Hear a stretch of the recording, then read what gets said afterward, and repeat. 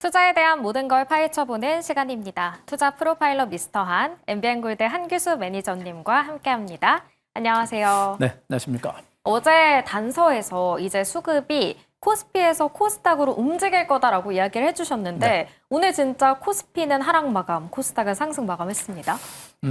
분위기가 이제 쭉 바뀌었죠. 뭐 코스피가 하락을 해서 서운하다라는 것보다는 저는 오히려 삼성전자 하이닉스 일변도의 상승장에서 오히려 새로운 종목으로 시장의 수급이 이동을 하는 것 같아서 오히려 이제 반가운 조정 정도로 생각을 하고 있고요.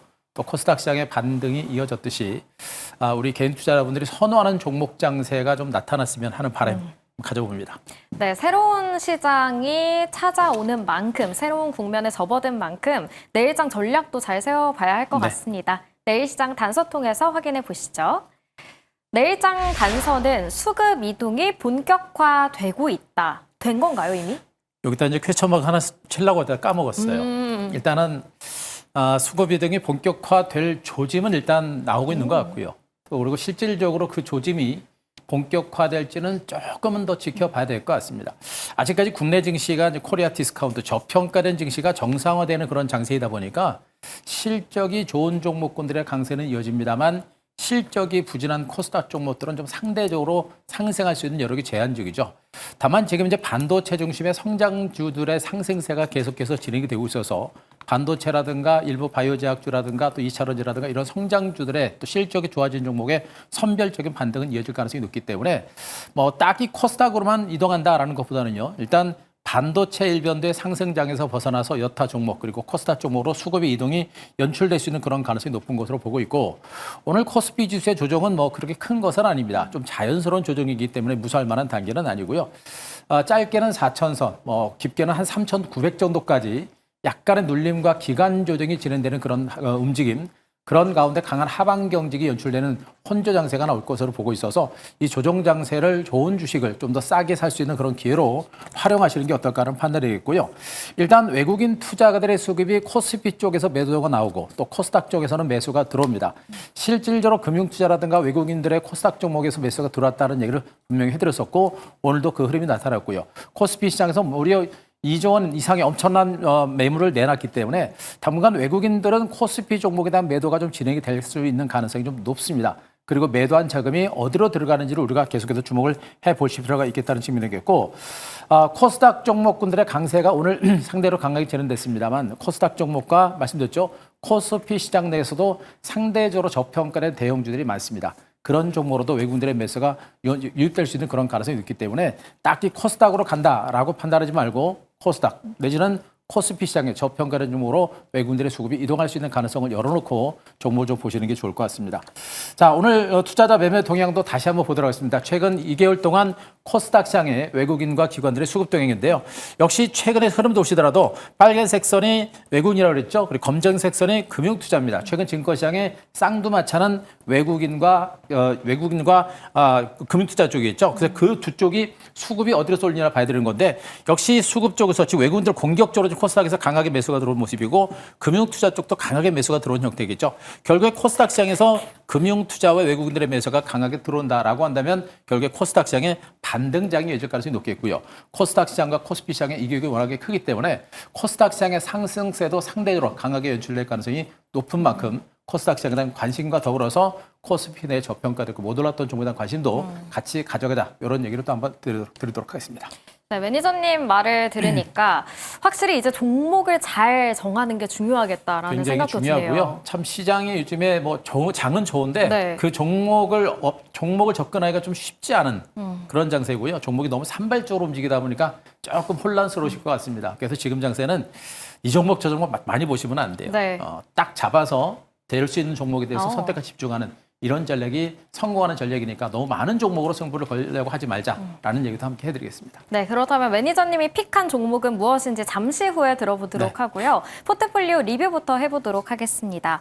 자, 코덱스 코스닥 150 레버리지 어제 가지고 오셨는데 오늘 바로 코스닥 시장이 좋은 흐름을 보이면서 신고가까지 경신을 하더라고요. 일단 코스닥 시장의 반등의 흐름이 이제 강화되고 있는 모습이 나타났죠. 아까 수급도 말씀드렸고 전체적인 코스닥 시장의 코스피 대비 상대적으로 못 올랐다는 흐름들 그렇기 때문에 더구나 시중에 자금이 워낙에 많습니다. 고객예탁금 85조.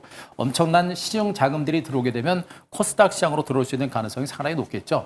그래서 코스닥 종목들이 강하긴 강한데 종목 접근이 쉽지 않아요. 그래서 코스닥 종목을 잘못 접근하게 되면 코스닥 지수가 올라가도 나는 소외가 되는 장세가 되겠죠. 그래서 코스닥 시장의 강세장 속에서 절대적으로 소외되지 않는 것은 바로 코스닥 150 레버리지를 잡는 게 가장 좋은 방법이다 하는 질문을 얘기했고, 기술적으로 일단 많이 올랐습니다. 요즘 장세 특징은 많이 올랐어도 무서워하면 안 되겠죠. 네. 그렇죠? 그래서 가는 종목이 더 가는 시장이고 또 코스닥 시장의 코스피 대비 상대적으로 못 올랐기 때문에 가다가 약간 쉬어가는 과정이 나오더라도 지금은 전체적인 대세 상승장이기 때문에 추가적인 랠리 가능성이 큽니다. 굳이 매도하는 것보다는 들고 계시는 전략이 좋겠고요.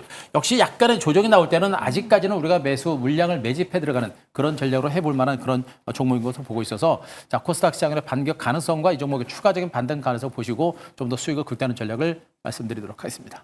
네, 코스닥 시장에서 종목을 정하기 어렵다면 이 ETF도 네. 참고해 보시면 좋을 것 같고요. 두 번째는 한국금융지주예요. 오늘 증권주들이 좀 약세를 보였고 이 종목 역시 4%대 좀 하락했는데 그렇습니다.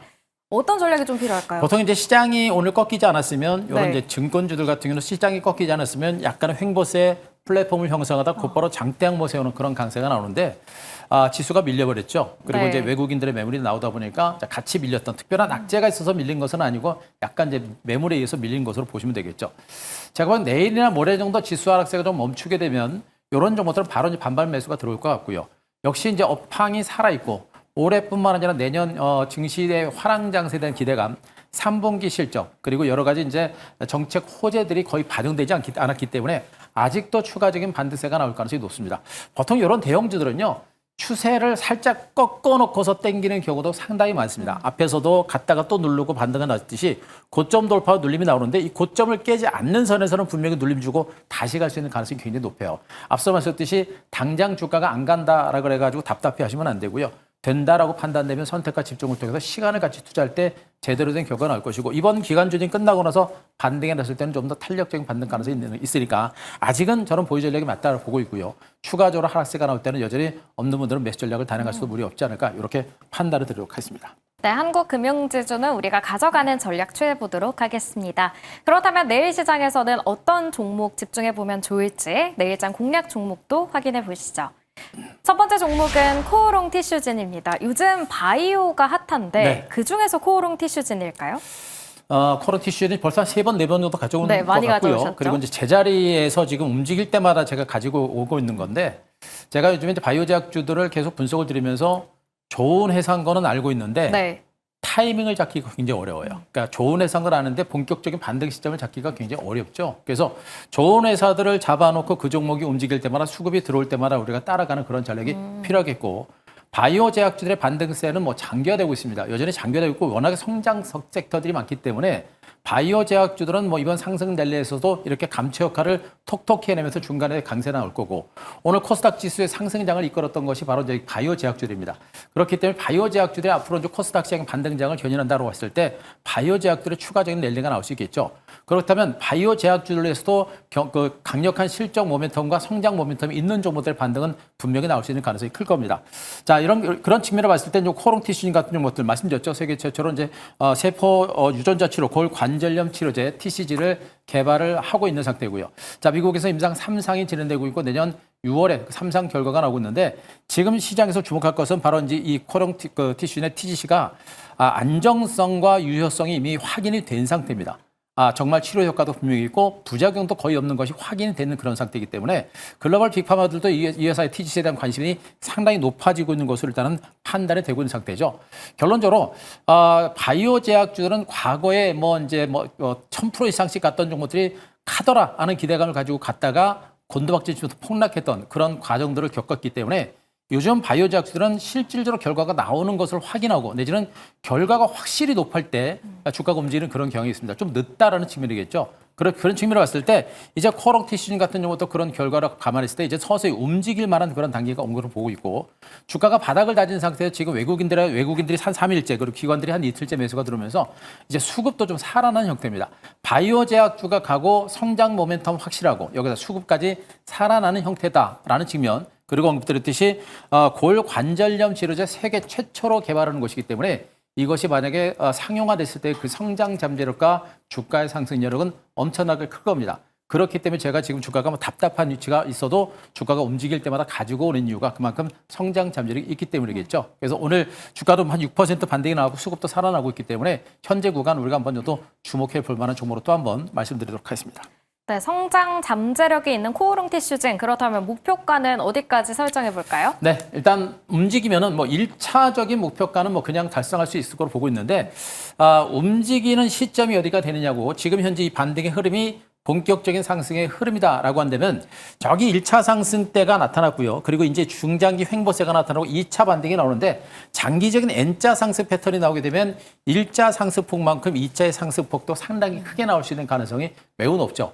이렇게 본다라고 하면 지금 현재 주가는 완전 바닥권에서 반등이 시작되는 모습이고 앞에서 양봉이 하나 나왔고요. 그리고 두 번째 양봉이 또 나왔죠. 현재 구간에서 주가는 완전 바닥을 다진 것으로 보시면 되겠습니다. 결론적으로 기술적 분석상의 주가가 올라갈 수밖에 없는 여건이고 반등 신호가 있기 때문에 지금 구간에서는 우리가 그동안 뭐 주가가 안 가서 답답했다라고 하더라도 속는 셈 치고 지금은 우리가 물량을 잡아가는 전략이 맞다라는 전략을 강조를 드리도록 하겠습니다. 자, 오늘 저가 47,750원을 기록했는데요. 내일 시초가에서 조금 밀릴 때를 우리가 저가 매수 아직은 해볼 만하고요. 목표가 6만 원 잡아드리고 손저가 43,000원 제시드리겠습니다. 네, 내일장 첫 번째 공략 종목은 바로 코오롱 티슈진이었고요. 기술력은 입증이 됐지만 언제 오를 수 있을지 모르는 만큼 우리가 미리 담아가자라는 전략 세워주셨습니다. 그렇다면 두 번째로 공략해볼 종목은 어떤 걸까요? 바로 확인해 보시죠. 네, 두 번째 종목 우리금융지주입니다. 네. 오랜만에 등장을 했어요. 금융주가 좀 지루하고 답답해서 좀 힘드신 분들 많이 계실 것 같은데 일단 뭐 증권주들도 갖다 좀 밀렸습니다만 어차피 이제 증권주는 고점 돌파하고 나서 쉬는 그런 추세적인 과정 흐름은 살아있으니까 괜찮고요. 은행주들 지금 언급드렸듯이 이제 삼성전자와 하이닉스 중심의 외국인들의 매수가 그쪽으로 집중됐다가 매물이 나왔죠. 그럼 외국인들은 삼성전자와 외국인들의 SK 하이닉스에 대한 매도를 하고 나서 과연 어떤 종목을 매수할 것인가.